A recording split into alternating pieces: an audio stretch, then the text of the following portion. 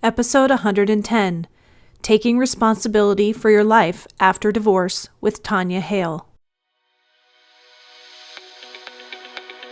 Welcome to Latter-day Life Coaches, the podcast where each episode is a conversation between me, Heather Rackham, and one of my amazing coach colleagues. Each coach here is a member of the Church of Jesus Christ of Latter-day Saints and a highly trained, experienced life coach making a great impact in the lives of their clients.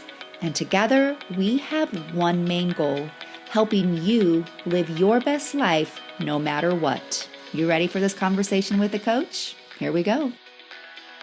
If you are a human and living life, then you have, without a doubt, experienced another human doing something that has hurt you or made your life more difficult. In these situations, we need to have a lot of self-compassion for ourselves, but we also need to learn and start taking responsibility for our emotions and reactions. Being a coach for those going through a divorce, Coach Tanya Hale helps her clients learn how to take responsibility and move out of being a victim. As you will hear Tanya say today, when there is a villain, there is always a victim. We all need to learn to take responsibility for our agency so that instead of being a victim, we can be a hero. This episode contains so many truths we all could use. We hope you listen and apply what is being taught. The concepts taught here apply to all of us, but if you happen to be going through a divorce, then make sure to look Tanya up and get a free consultation call so she can help you do it faster and better.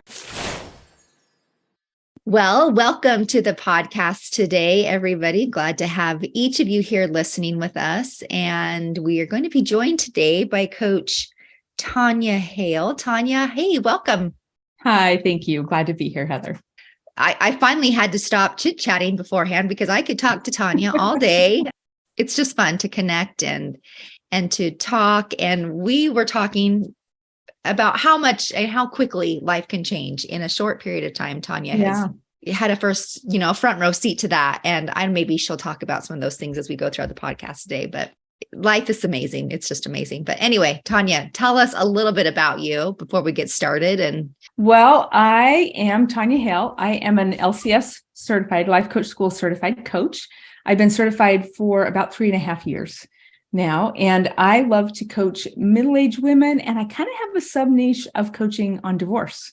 That was a part of my story. So I was married for 24 years, and I was divorced for 6.5 years, and I was stuck in blame, and I had to really work to dig myself out of that so that I could get to a healthier space. And so that's what I coach my clients on a lot is how to get out of blame and how to step into responsibility.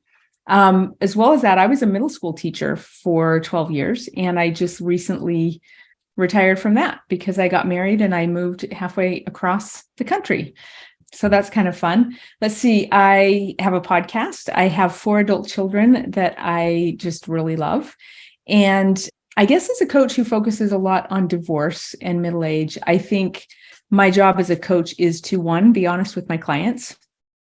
I think it's also to tell them things that they don't want to hear and to tell them things that they do need to hear, show them where they're holding themselves back, and also give them a really safe space to look at all the things. I have a couple of clients right now that crack me up because when they sometimes they'll get on and they'll go, okay, I had to take like 10 minutes before the call to gear myself up because I know it's going to be hard. And I'm like, I know it's hard work that we do with our clients. It's really tough work. And it's hard sometimes to see the rawness that we are in sometimes, but it's also some of the most valuable work that we will do in our lives. I just think that it's work worth doing. Absolutely. And I feel so honored to be able to be a part of my client's journey in helping them to create a better life, especially in mid-age and especially after divorce, for sure. So, yeah, because I think for so many people, we think that, and speaking to people like middle age with or without divorce, we just kind of think that our best years are behind us, like we raised our kids, and that's so not true, but yet it's really hard to move past that. Yeah, it can be, but I will tell you, I'm 54 and I just feel like I am just stepping into the best part of my life. I think that just have so much more awareness of who I am and of what my gifts and my skills and my talents are, and of how I can contribute to the world in a way that really makes a difference. And so I love this stage of life, and I think it's our best place. And I love helping my clients be able to step into this as well and really take responsibility for what they want in their lives, rather than just kind of sitting back and waiting for it to happen. Like, let's take the bull by the horns and let's make something happen here. So I love that. Well, speaking of that, taking the bull by the horns, and when I hear you speak that way, I think of responsibility. And I think we're going to talk about that today, responsibility, but that can mean a lot of different things to a lot of different people. So I'm curious, knowing that that's what you want to talk a little bit about today. What is your take on responsibility? What does that mean to you? And responsibility means that we step out of blaming other people. I think it can be so easy in our lives to see ourselves as a victim to other people's actions and other things that people say, and learning how to step out of that and pick up our own agency and decide that we get to choose how we show up and what we want to do and what we get to create. And I think our culture really puts forth the idea that it's okay to blame, that everything else is somebody else's fault. And yet I don't see that in God's plan for us at all. When we talk about agency is all about us being responsible for us and allowing other people to be responsible for them. And it's a huge part of God's plan, I think, is being able to embrace our agency and other people's agency and be responsible for what we create in our life, irregardless of what other people present to us. You said something, and I don't know if you intended to say that, if you did it that way intentionally or not, but you said pick up our agency. And I guess I've not ever heard it put that way before, but it kind of gave me a different perspective in that moment, because really, I don't think that many of us actually pick up our agency to our full capacity and our full ability. And we just recognize it as something that's sitting there, but do we really utilize our agency to help us move into responsibility and out of blame and really anything? Yeah, I think agency is an underutilized tool that we have, because we oftentimes just kind of sit back and let life happen, rather than agency like this. I get to choose what happens and I get to create what happens. And also, I think agency requires that we let go of other people's agency and let them create what they want to create in their lives. And sometimes that agency bumps into ours, right? Like, and it can cause some problems. And, when I work with my clients around divorce, this is a huge piece of our spouse or our ex-spouse has their agency as well to do what they're going to do and to create what they're going to create. And we just get to have their agency bump into ours sometimes, but we still get to respond the way that we choose to and not be a victim to the things that they choose to engage in. So when you talk about agency bumping up against each other, I do think that is often where we find the blame, right? It always feels better to be able to make it be somebody else's fault. We always want to do that, even though that's actually really hard to come back from. When we're blaming somebody else, we're also then dependent upon them to change so that we can feel better. And that's really doesn't happen. It's so much harder to want it to be that way. But talk to me a little bit about blame. And I often in divorce, I'm sure there is blame. And how do you help your clients take responsibility? If their ex did something terrible, or there's things that are causing them pain, tell me how that works. Oh, you know what? That's a really good question, because that comes up a lot. I'm always surprised at how many clients I work with whose spouses have had affairs and been involved with other people. And that's a pretty big breach of the contract that we have in our marriages. And it's really hard to move into this space of stepping out of blame and saying, well, he did this and he did this and he did this. And yet, as long as we're in that place, we're making them a villain in our story. And if they're a villain, then somebody else has to be a victim. And who is that? That's me, right? If they're the villain, I'm the victim. And when I'm a victim, I'm powerless. I don't have control over what happens, and they get to control my feelings and my actions and my experience. And learning how to let go of their agency to show up the way that they did with whatever they did in a marriage. And not all the clients I work with have been recipients of a spouse. Recipients, probably not the right word, but whose spouse has had an affair. A lot of them are just like really difficult marriages, but it's very hard. I know that for me, when I first got divorced, there was so much blame. And I couldn't even see any of my own stuff for a long time.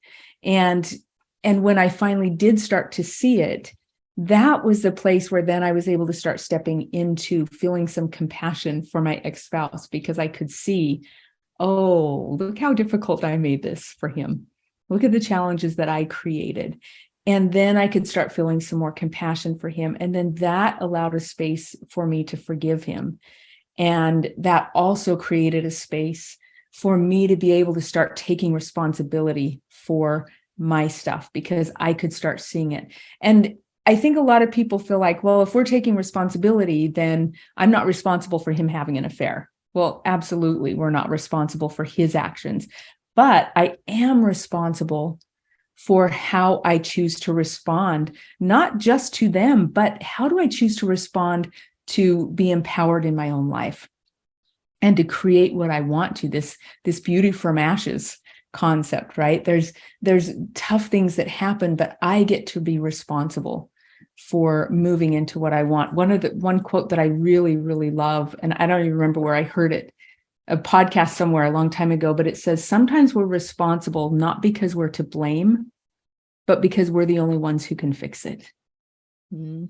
And I love that idea that we, after something like a divorce that's really painful and really hard, we're not responsible for what our spouse did, what our spouse engaged in, how they showed up in the marriage, but we are responsible for how we showed up. And I will tell you, if there is dysfunctional behavior on our ex-spouse's part, we responded with dysfunctional patterns to protect ourselves and to dance that same dance with them. And we have to start learning to see those things and take responsibility for those things so that we can make adjustments where necessary, so that we can start creating healthier patterns of behavior.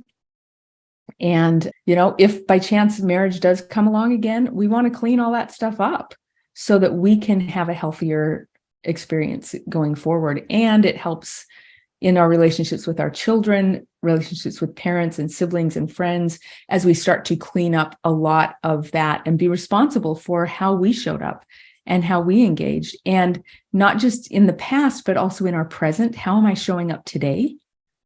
And also, how am I going to show up in my future? That's going to depend on the work that I'm doing today. Mm-hmm. And so the responsibility, I think, goes all along the time spectrum, from our past to our present and into our future. That is such brave work. It's really courageous work to be able to really examine your part and your responsibility in something. And something, when you talk about, your future and your past, I was having a conversation with Coach April Price not too long ago, and she talked about how you really have to love and take care of your present person, because she's the only one that can make the choices today that will affect you tomorrow. And right. I had never really thought of it that way, that we really do have to love and have compassion for ourselves in this very moment, because without that, we can't make those courageous choices and those courageous examinations of ourselves that will impact our future self. Right.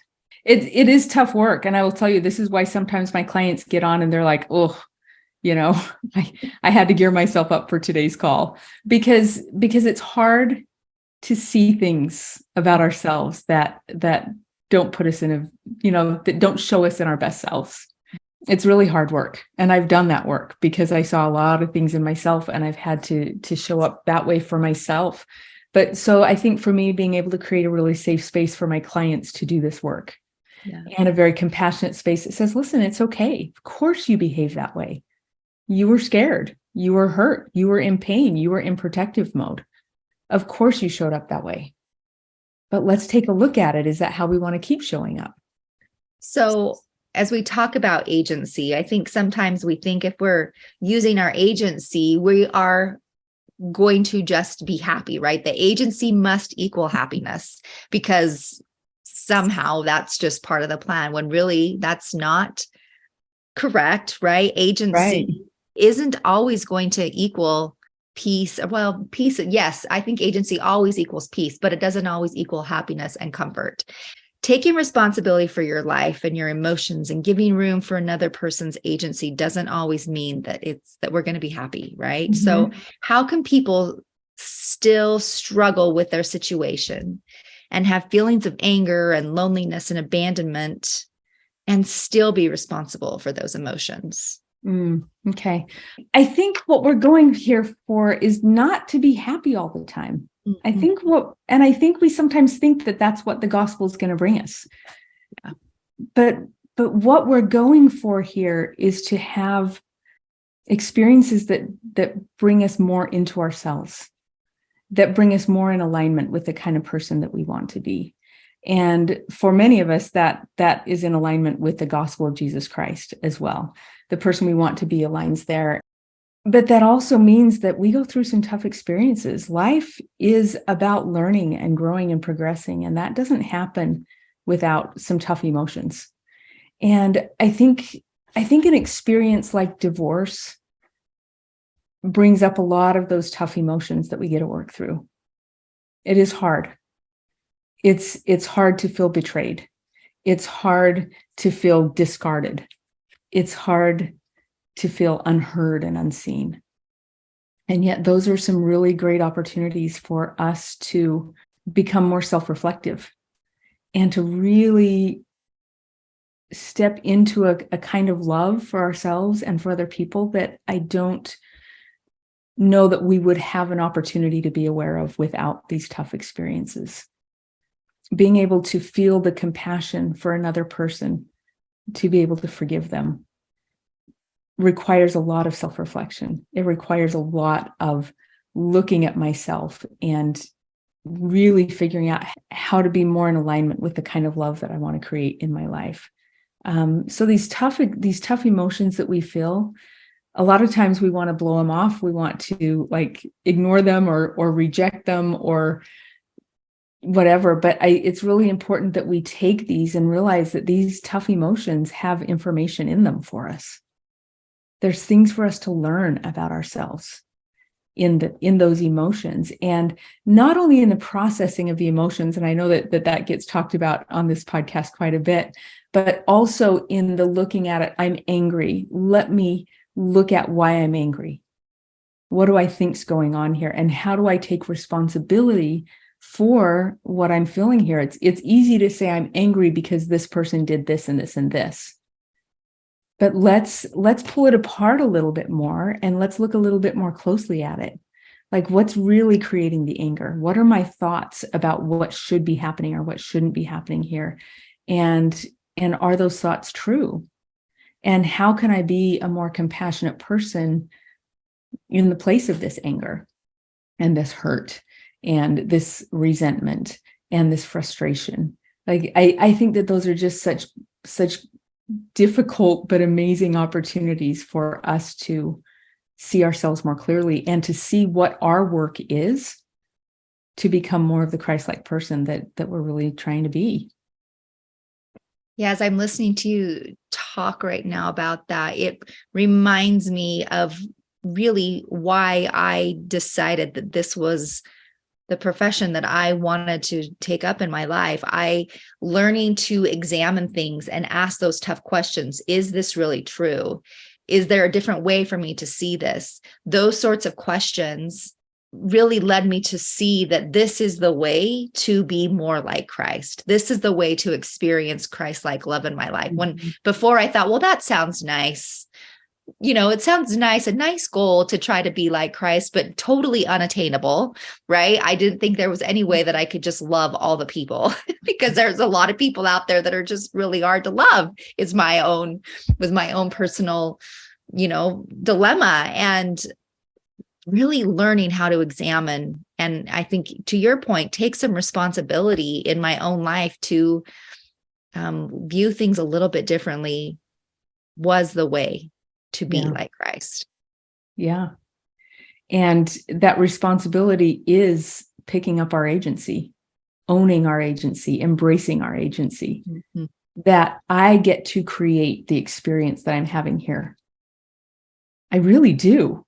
And isn't it interesting that like key concepts of the gospel, not interesting, and I think it's not a coincidence at all, but key concepts of the gospel like agency and being like Christ are so interconnected. Oh, yeah. And it's no wonder that the atonement and agency are two of the biggest parts of God's plan for us, right? The agency to choose. Because regardless of what happens to us, we always have a choice. We always have a choice. And learning to accept responsibility for that choice, to create what we want to create, is pretty amazing. And it is hard work. It's hard work because I think, especially with a lot of my clients who are in the middle of divorce or coming off divorce, there's a lot of blame there. There's a lot of hurt and a lot of pain. And the hurt and the pain, I mean, sometimes I think we need to just sit and lick our wounds for a little bit when we've had a really tough experience like this. In fact, I talked about responsibility at a BYU divorce conference this last fall. And I prefaced my whole presentation by saying, listen, if you're still licking your wounds here, if you're still divorced and this is just so painful for you still, this is not your class, right? You need some time to settle down and to feel those tough emotions. And we do. And so when we go through divorce or any other hard thing in our life, we need time to heal. We need time to grieve. We need time to let those wounds scab over a little bit. But then we hit a point where we're kind of like, okay, now I feel like I'm starting to spin. I feel like I've been here long enough. And it's different timing for different people. Some people, a month or two after their divorce, they're like, okay, I'm ready to pick up and move on. And other people 2 years later, it's still hard. But we all hit a point where we just go, okay, I'm spinning. I'm not moving forward here. I'm stuck. And I think when we feel stuck, then it's time to say, okay, so let's get moving. And that's when most of my clients contact me, because they're like, okay, now I'm stuck. Now how do I get out of it? And this is when we start the hard work of, okay, let's start taking responsibility. Let's start moving into seeing our own stuff, seeing how we engage, seeing what we contributed to the dysfunction. Let's see our own dysfunctional patterns of behavior. Let's start looking at the blame that we've done, and let's start picking up our responsibility. And so, yeah, so it's like I said, it's hard work, but work so worth doing to come out the other side and have cleaned up a lot of those negative patterns of behavior, and to see ourselves more clearly, and to be able to show up with more love and with more kindness and with more compassion. I would think that in that phase of, we'll call it the licking your wound phase, which I think can kind of, like, that phrase in itself can kind of have a negative connotation, but it's a really important phase to go through, because you can't heal unless you allow yourself time to grieve and to be hurt. But that is a phase where compassion is so important, because if you keep thinking, I shouldn't be here, it shouldn't be taking this long, that doesn't help either. It probably keeps you from getting to that place of, okay, and now it's time to do some work to move forward. Yeah. And this is a space that I think that I love so much about what coaching has taught me is the space of compassion for ourselves. Mm-hmm. Like being able to move into this space that says, of course I'm in pain. And of course has become one of my favorite phrases as of late, because mm-hmm. I just think we need to give ourselves the space and the compassion to go through tough things. And, of course this hurts. Of course I'm in a lot of pain right now, and give ourselves that real space to heal a little bit, and to know that it's just part of the process. The pain is part of it. And sometimes we've just got to feel that really acute pain for a while, but then it starts to subside. Mm-hmm. It starts to go down, and we start to handle it a little bit better. And that's when we go, okay, now it's time. But yeah, the compassion and the space to really just hurt, we got to give ourselves that too. Well, and that's a skill. That's a skill that you have to learn, to allow yourself to hurt. None of us like that. Mm-hmm. No. None of us like to be in pain. And we even saying that, people are be like, I don't want the skill of learning how to hurt. That sounds terrible, but it is, we have to be able to do that. So, and even in talking about that emotion, how does the fact that Christ takes responsibility for his emotions and allows us to be responsible for ours allow for a deeper and more meaningful relationship with him, would you say? Well, I mean, for one, we become more like him, right? God and Christ are these amazing examples of not blaming other people, of stepping into their own responsibility, of feeling their emotions. And we see that in the scriptures. And we also see like a kind of love that is incredible to me. This ability to love everyone and yet also allow people their agency. This ability to love everyone and take responsibility for what's going on. And I think the more that we step into that, the more Christ-like we become. Because I think for me, it comes back to this agency piece. Respecting other people's agency to be able to make their choices and still show up the way that I want to, even though other people's agency has them showing up in some ways that might bump into my agency and cause me some consternation and some discomfort, still allowing and respecting their agency. I think that's what Christ was so great at, was giving people that space, but still loving them unconditionally. I mean, he still does that, not just when he was living on the earth, he still does that, right? Like he still completely respects my agency and loves me regardless. I think that can be a really hard piece. In fact, somebody messaged me the other day about this. We believe in our agency, and it can be difficult for people when they think, okay, I have used my agency, and through prayer and personal revelation, I feel like I'm receiving this answer in my life. Mm-hmm. And somebody else can be saying the same thing. I'm using my agency, I've prayed, I've sought revelation, and I'm receiving this answer. And they can seem in contradiction to each other. Mm-hmm. And so then people question, how can my answer be right and their answer be different and still right? We tend to look at black and white, or right and wrong. And that can be a challenge for people. Like if, my agency is giving me and I'm seeing it this way, and they're using their agency and they're seeing it that way. How come we're not both seeing it the same way? Mm-hmm. Right? If we're seeking for right, I don't know. Not that I have anything for you to say on that. Maybe you do have a comment, but that can be a really a challenging thing for people. Yeah. What comes to my mind is this idea that what is right for you is not going to be right for me, because we both have completely different life experiences. What I have grown up with and ideas and things that I've seen on TV and things that I've heard in podcasts and people that I've interacted with have created this paradigm for me of how I approach the world and what I see.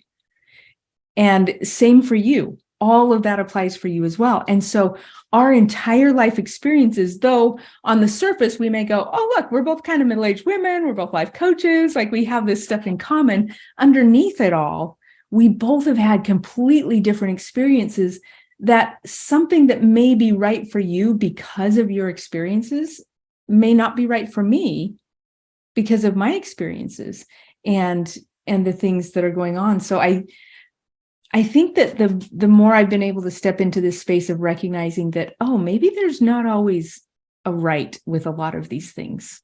Mm-hmm. Yeah. Because of how different we all are. And I love that even the church has started to step into this idea more in saying, listen, I'm a general authority, which means I give general concepts. And because it's an international, worldwide church, people all over the world are going to need different specific guidance. Mm-hmm. So the general guidance in general conference, but the more specific, we sometimes have to seek out for ourselves because our life situations and past, present, and future are all different. Yeah, the bottom line for me that I've decided is that in order to allow, my agency and everybody else to use their agency, and then not to judge people for Mm-hmm. however they choose to do, or is just this level of trust, just trusting in ourselves, trusting in the process, and trusting in our heavenly parents to know that we're all doing what is right for us, and not necessarily that's not going to be the same for everybody else, but we just get to trust. And if we can lean into trust rather than fear or judgment, it becomes a lot easier to be accepting of everybody and their choices. Yeah, I love that. I think that trust for God is important. And I think the trust in ourselves, right? Like my journey is all about my journey. Yeah. And not meaning that I don't care about other people, but how I interact with other people is all my responsibility. People get to show up in my life however they choose to show up. My responsibility is showing up the way that I want to show up, and not passing judgment so much on how they're showing up or on what they're doing, or wondering if their decision is right or whether their decision is wrong. My responsibility here is to say, okay, regardless of how they show up, how do I want to show up? What kind of person do I want to be? How do I want to engage, and how do I want to interact, and how do I want to treat people? And learning how to stop saying, well, they treated me this way. When I used to teach 8th grade, and they would have a substitute, and I would get like horrible notes from the substitute saying, oh my gosh, these kids, blah, blah, and I would always talk to my kids and I would say, hey, listen. And they would say, they didn't deserve our respect. And I was like, listen, I don't care how the substitute showed up. I don't care. That has nothing to do with how you show up. Yeah. But they deserve their own respect, right? Like, right. That's the bottom line. Your students deserve to be able to respect themselves and how they're going to show up in their lives. Yeah. And we're not respectful because they deserve our respect. We're respectful because we choose to be respectful people. Yeah. And this is where we get to start taking responsibility in every aspect, whether it's with a mother or a father or with an ex-spouse. This is where we get to start taking responsibility. It doesn't matter how they show up. I choose to show up as a respectful person. I use my agency to show up as a loving, kind person. I choose to show up as a person who has boundaries, because that's part of love as well, right? And so this is where I actually did a podcast several months ago that was called "It Is All About You." Because it really is. Yeah. It's all about how we choose to show up. So true. Well, Tanya, before we wrap up today, is there anything else we haven't covered that you wanted to talk about? One last thing. We talked at the beginning a little bit about the victim and the villain in our story. Yeah. And I love this concept because a lot of times we live our lives with a victim and with a villain in our story, someone who is coercing us or making our lives miserable or showing up in a way that just makes life so hard. And as long as we keep that villain in our story, we will be a victim. But here's the thing, we get to choose to have a villain or not. We can move that person completely out of our storyline. And when there's no villain in our story, guess what there also is none of? There's no victim. And that frees us up to become the hero of our own story, to step into that space of creating what we want to create and becoming who we want to become and having a life that we really love and that we really want to live. And so moving that person out of our story. An example that I sometimes give is, if you're recently divorced and your friends ask you out for lunch and they're like, how you doing? And you're like, oh my gosh, my ex-spouse, and we go on, that person is the main character in your story. We got to get them out of being the main character. And we can then move into, your friends ask, how you doing? You can say, oh, so good. I just signed up to get my master's and I'm so excited about it. Or I'm going back to school, or my kids are doing this. And we get to make us the main character of our story. And that makes us the hero, where we don't feel like we're at the mercy of somebody else. We actually 100% get to step into the responsibility of creating the life that we want to create. Sometimes it's painful. I promise you that, because it's hard. It's also where the big things happen in our life. So much. It's also where the magic is. Right. And we spend so much of our life avoiding that, not on purpose. We have no idea that what we're avoiding, but when we can really step into it, there is amazing things that happen. Amazing things. Yeah. And if someone is divorced and they're still have the main character is their ex-spouse, can I just say, I don't think you're ready to get married. I don't think you're ready to start dating, because you will take that same mentality and that same villain into your next relationship. We have got to step out of that before we start stepping into new relationships. And we've got to heal that. And that, like I said, is sometimes some hard, painful work, but it's work that has to be done if we're going to create a healthier relationship next time around. So important. Tanya, thank you so much. You're welcome. Such a great perspective and so important.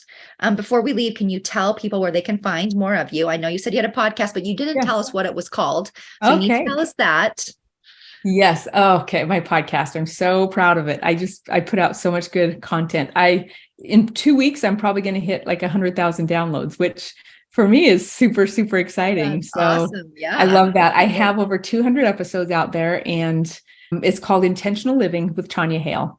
And it's a labor of love for me. I just enjoy it every single week, creating content and sharing things that have made a difference in my journey to healing and going through the things that I've gone through. So I've got that. I'm on Facebook and Instagram at Tanya Hale LDS Life Coaching. And my website, tanyahale.com, has all that information. Plus, it has a free consult where people can get a freebie. I have a freebie right now that's up that is about healing after divorce. And so I've got that on there. And then there's a place where people can sign up for their free 30-minute consult if they want to chat with me about what coaching would look like and how they think it could help them. So there we go. There's where I'm at. Awesome. Thank you so much. And thank you to all of the listeners for being with us today. Like always, it's been fantastic. I really appreciate it, Tanya. Thank you, Heather. It's been such a joy to talk to you. Always a pleasure. Hey, we just wanted to thank you for spending part of your day here with us at Latter-day Life Coaches and being part of this conversation. Share this with your friends so that you can have a conversation with them on this topic as well. And as always, subscribe so you don't miss a single episode. Have a good one, my friends.